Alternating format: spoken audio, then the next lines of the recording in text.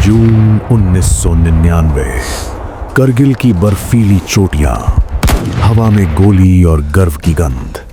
भारतीय सेना के जवान इंच इंच जमीन के लिए लहू बहा रहे थे। टाइगर हिल एक जलते हुए सुलगते अंगारे की तरह था। हर कोई पूछ रहा था, आखिर इस नर्क को कौन बुझाएगा। तभी सियाचिन के ऊपर आकाश से एक जवाब आया।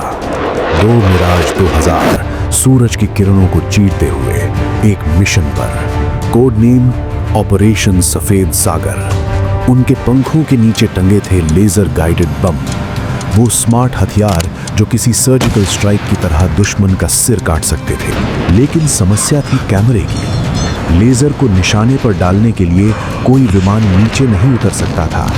नीचे थी पाकिस्तान की स्टिंगर मिसाइलें जो हमारे पक्षियों को आसमान से मार गिराने को तैयार थी।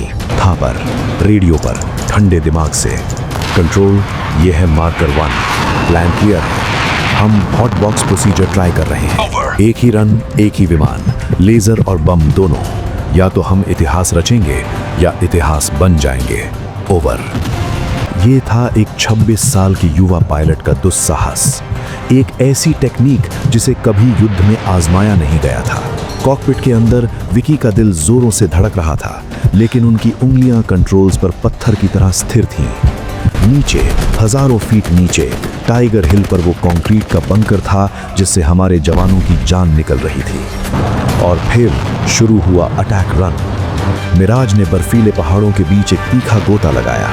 हवा विमान को हिला रही थी। Locking target. विकी की आंखें लेजर डेजिग्नेटर की स्क्रीन पर चिपकी थीं। एक छोटी सी हरकत और सब बेकार।